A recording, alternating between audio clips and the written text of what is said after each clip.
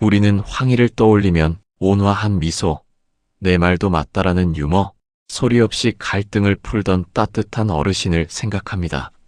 하지만 그건 후대가 만든 그림자일 뿐, 실제 황희는 탄핵과 파직을 여러 번 겪었고 정적들로부터 의심과 중상모략에 시달렸으며, 그럼에도 세종이 죽는 순간까지 절대 놓지 못한 조선 최강의 실력자였습니다.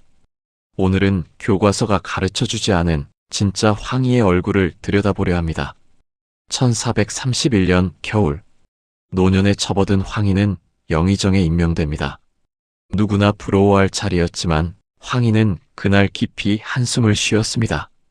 이 자리는 오래 머물 곳이 아니다. 왜 그는 최고의 자리를 두려워했을까요? 그의 상사는 세종이었습니다. 세종은 온화한 성군이지만 동시에 조선에서 가장 일 잘하는 왕, 그리고 가장 많이 일하는 왕이었습니다. 문서가 쌓이면 직접 고치고 정책이 필요하면 밤새 구상하고 그걸 그대로 실행하라며 신하들을 몰아붙이는 왕. 그 아래에서 일한다는 건 숨이 막히는 자리였습니다. 영의정이 된 지 3년. 황희는 첫 번째 사직서를 올립니다. 전하, 신은 늙었습니다. 물러가고자 합니다. 세종은 단 한 줄만 돌려보냅니다. 아니다. 경이 아니면 안 된다. 그 후로 황희는 여러 차례 사직을 청했지만 번번이 허락되지 않았습니다. 한 번도 허락되지 않은 퇴장. 어느 날 황희가 병약해 걸음도 못 걷자 세종은 직접 말합니다. 걷지 못해도 좋다. 가마를 타고 오라. 아니면 집에서 일하라. 하지만 떠나는 건 안 된다. 이것이 세종의 진심이었습니다. 그는 황희를 필요로 했습니다. 이 나라는 황희가 있어야 굴러갔습니다. 세종은 천재였습니다. 그러나 천재의 생각을 현실로 만든 사람은 항상 황희였습니다. 그런데 그의 정치 인생이 늘 깨끗했던 것은 아니었습니다. 집안에 속한 사람이 사람을 죽게 만든 사건이 발생했고 처벌 과정에서 황희의 영향력이 작용했다는 의혹이 제기됩니다. 또 다른 재판에서도 사적인 관계가 얽힌 판결에 관여했다는 비판이 이어졌습니다. 사헌부는 강하게 반발하며 탄핵에 나섭니다.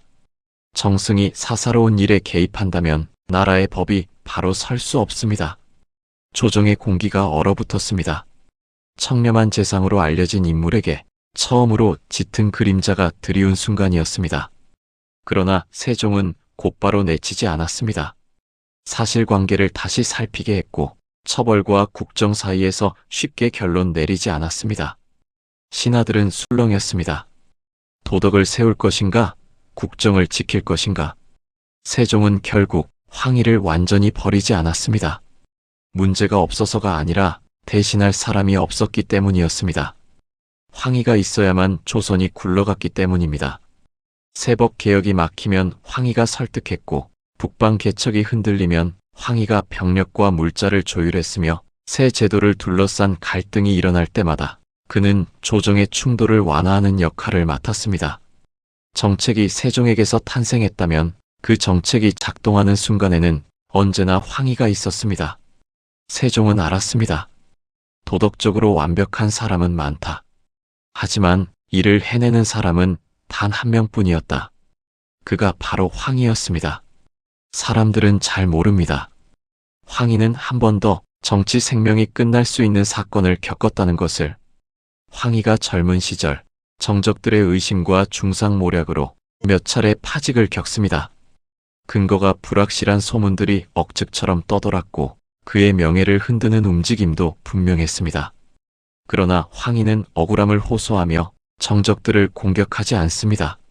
소리치지도 않습니다. 그는 단 한 문장만 남깁니다.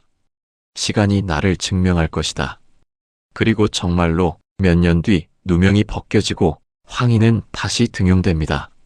사람들은 조용히 말했습니다. 저런 사람을 쉽게 넘길 수 없다.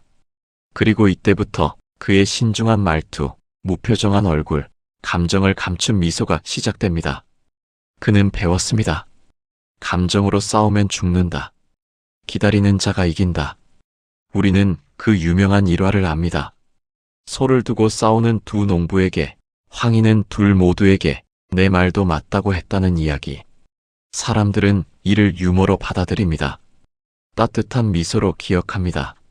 하지만 그것은 표면일 뿐, 그 이면에는 극도로 계산된 정치 감각이 있습니다.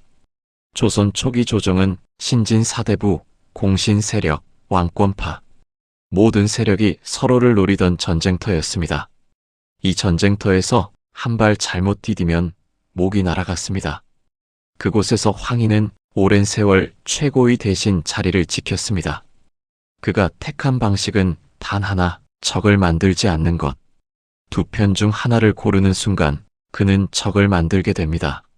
하지만 모두의 이야기를 들어주고 모두의 자존심을 지켜주는 순간 그는 모두의 중재자가 됩니다. 그리고 중재자는 절대 제거되지 않습니다. 내 말도 맞다는 온화함의 상징이 아니라 그가 살아남기 위해 만든 가장 날카로운 방패였습니다. 1449년 황희의 나이 무려 87세. 그는 또 한 번 사직서를 올립니다. 허리가 굽고 눈이 어두워져 더는 정무를 볼 수 없었기 때문입니다. 하지만 세종은 말합니다.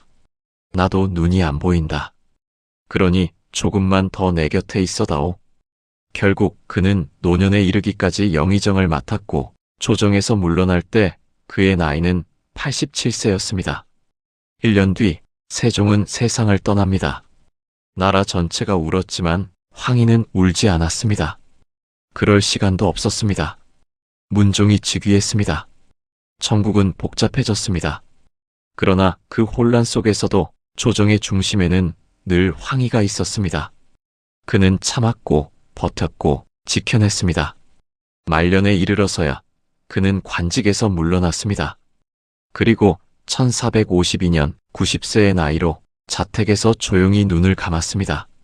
장례식 날 조정과 백성 모두 그의 죽음을 크게 애도했습니다. 그에게 내려진 시호는 익성. 깨지기 쉬운 나라를 보이지 않는 날개처럼 떠받쳤다는 의미입니다. 그는 끝까지 살아남았습니다. 그 험한 정치의 숲을 누구보다 오래 걸어 나왔습니다. 왜였을까요? 착해서가 아니었습니다. 운이 좋아서도 아니었습니다. 황희는 어떤 상황에서도 실력으로 자신의 자리를 증명한 사람이었습니다. 누구도 대신할 수 없다는 사실을 매 순간 결과로 보여준 사람이었습니다. 싸울 때도 칼끝을 드러내는 법이 없었습니다. 상대를 꺾기보다 상대가 돌아와도 상처 없이 돌아올 수 있게 길을 남겨두는 사람이었습니다. 또한 그는 언제나 한 걸음 뒤에서 전체 판을 움직이는 사람이었습니다. 드러나지 않지만 빠지면 나라가 흔들리는 사람. 무엇보다 세종에게 그는 대체할 수 없는 존재였습니다. 그가 오래 살아남은 이유는 온화함이 아니었습니다. 명망도 아니었습니다. 그는 있어야만 하는 사람이었기 때문입니다. 성공은 착함이 보상하는 것이 아닙니다. 성공은 끝까지 쓸모있는 자에게 돌아갑니다. 그리고 황희는 그 누구보다 오래 깊게 쓸모 있었던 사람이었습니다.